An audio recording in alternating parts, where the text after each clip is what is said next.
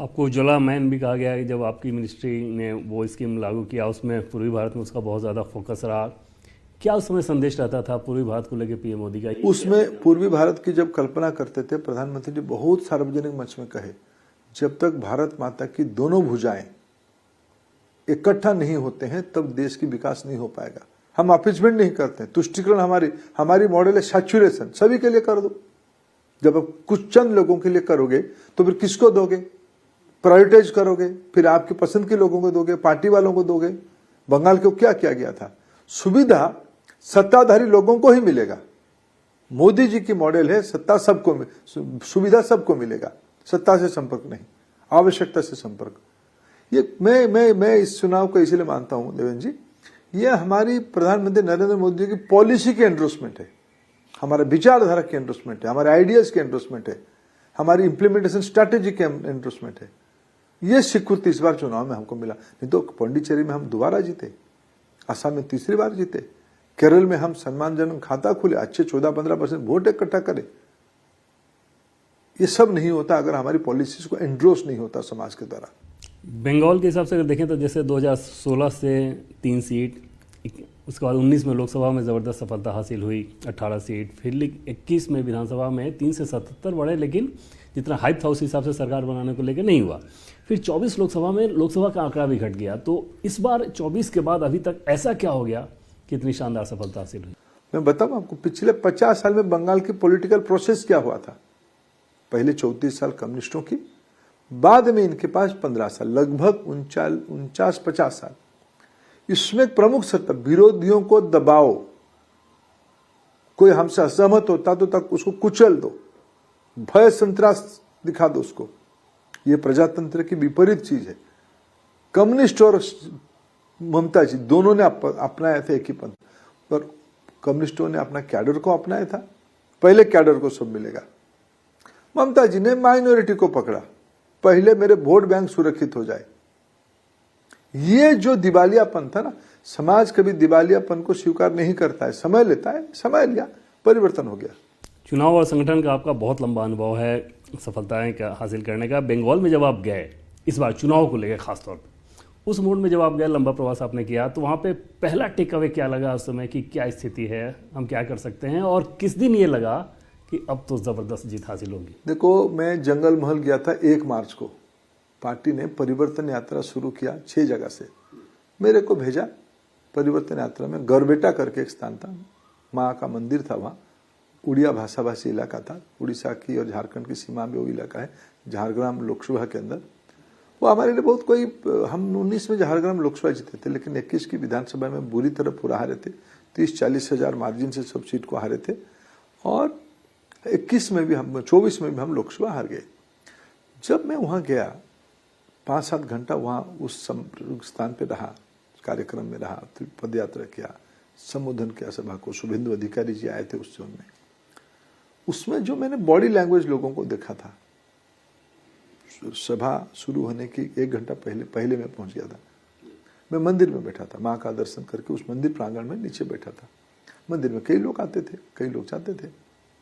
उनकी जो आंखों की भाषा में पढ़ रहा था, मेरे भरोसा पहले होते तो परिवर्तन हो सकता है। 1 मार्च फिर मैं सेकेंड फेज के जो चुनाव हुआ कलकत्ता शहर आसपास में, मेरे बहुत पुराने आत्मीय, हमारी पार्टी के वरिष्ठ नेता स्वपन दासगुप्ता जी चुनाव लड़ रहे थे रासबिहारी से। रासबिहारी और भवानीपुर नेबर है, आजू बाजू है। काली माँ के मंदिर की प्रांगण दोनों तरफ जाता है, रासबिहारी भी जाता है और भवानीपुर भी जाता है। और भवानीपुर वो इलाका जहां ममता दीदी के घर है, उस इलाका में हमने दर्शन करने के बाद पहला प्रचार शुरू किया। मैं भी साथ में था, स्वपन दा का। मैं डोर में स्टिकर चिपका रहा था, डोर कैंपेनिंग करना था, घर घर जाके स्वपन दा लिफलेट देते थे, अनुरोध करते थे, मैं भी अनुरोध करता था। मैं पूछता था कि मैं एक स्टिकर लगाऊं क्या आपके घर में। स्टिकर लगाने की जो आग्रह मैंने देखा, मेरे मन में कॉन्फिडेंस और एक कदम आगे गया। अंत में ऐसे एक अनुभव आया देवेंद्र जी, एक छोटा सा प्रोविजनल स्टोर था, छोटे मोटे चीज बिक्री कर रहे थे।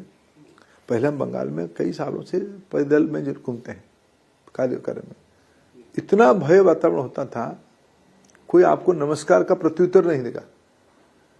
फिर इस बार मैंने देखा कि माहौल बदला हुआ है, महिलाओं के अंदर विशेष करके माहौल बदला हुआ है। जो प्रोविजनल स्टोर पे हम जाके स्टिकर लगाने के लिए पहुंचे, मैंने कहा कि क्या दादा मैं स्टिकर कहाँ लगाऊं, थोड़ा बताइए जगह कहाँ। वहां एक फ्रीजर था, फ्रीजर आइसक्रीम का था। वो जो दुकान की मालिक वो क्या कहा कि वो आइसक्रीम के ऊपर लगाओ।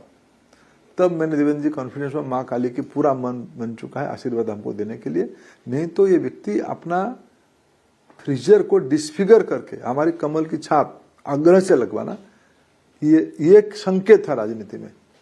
स्पष्ट दिख रहा था बंगाल में मैं सर्वदूर घुमा हूं, मैं सर्वदूर घुमा हूं, बांकुरा भी गया हूं, पुरुलिया भी गया हूं, मैं पूरा मिदनापुर डिवीजन में बाकी 5 लोकसभा में घुमा हूं।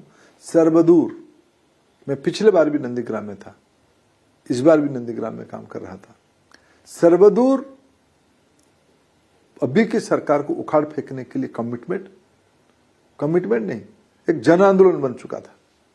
जिस प्रकार के 92% तक वोट हुआ और जिस प्रकार की सीट हमको 206 जीता, ये बीजेपी नहीं लड़ रहा था चुनाव, संघ परिवार नहीं लड़ रहा था, बंगाल की जनता लड़ रहा था। ये जो भी बंगाल की सूझबूझ वाले राजनीतिक कार्यकर्ता जा रहे थे, भी तृणमूल कांग्रेस। मैं ये जो लोकसभा में हुआ था महिला आरक्षण बिल पे जो डिबेट होने, सब आए थे हम लोग, हमें बंगाल से आए थे, फिर बंगाल लौट के चला गया। मेरे साथ एक वरिष्ठ टीएमसी के सांसद जा रहे थे, ऐसे मेरे मित्र है, हमारे प्रेम भी है, गपशप हम कर रहे थे, इधर उधर की बातचीत कर रहे थे।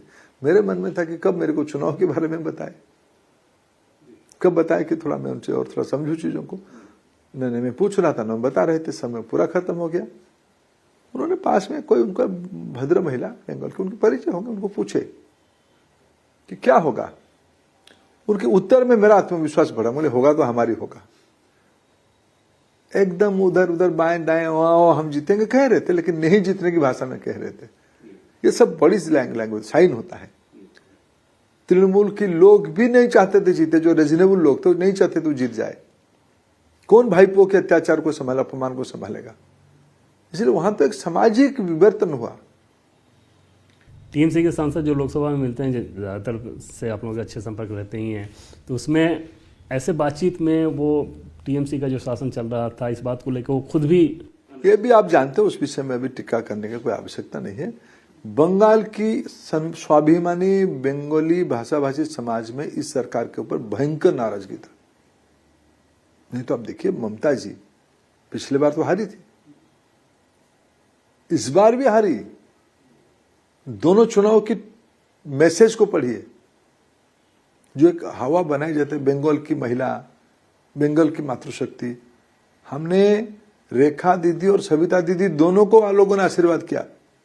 जो संदेश काली की विक्टिम थी, जो आरजीकर की विक्टिम की मां थी, दोनों को बंगाल की जनता ने जिताया। क्या मैसेज है। एक भ्रम फैलाना का कोशिश किया जाता था कि लक्ष्मी भंडार आ गया है, महिला मुख्यमंत्री, इतना किया। ये सब नाटकीय चीजों को समाज समझ लेता है। बीजेपी के इतना हाई प्रोफाइल नेता, कब युवा मोर्चा अध्यक्ष, जनरल सेक्रेटरी, राज्यसभा सांसद, लोकसभा सांसद, केंद्र में मंत्री, इतने सारे राज्यों के प्रभारी, उसमें सफलता हासिल हुई।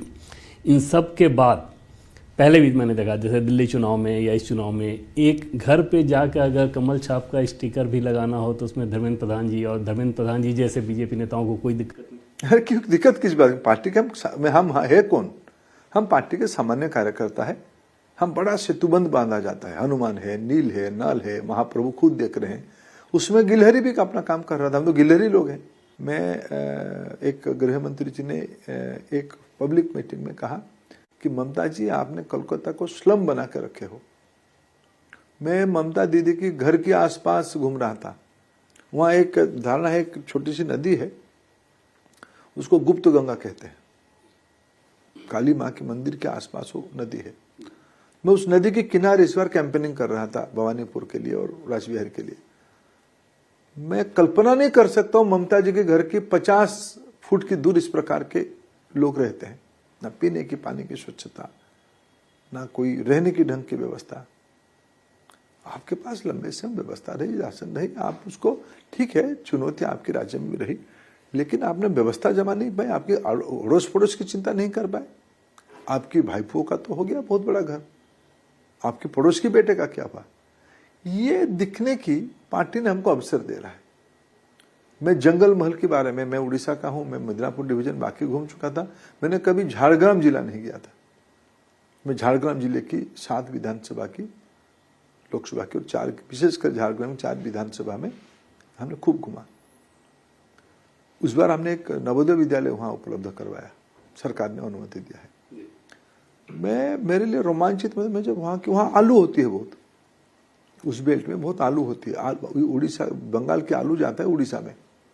ममता जी ने आलू छोड़ा ही नहीं, क्योंकि जो बिचौलिया थे, स्टोरेज एजेंट, वो पार्टी वाले थे, टीएमसी वाले थे, उनकी और किसानों की थोड़ा अनबन हुई।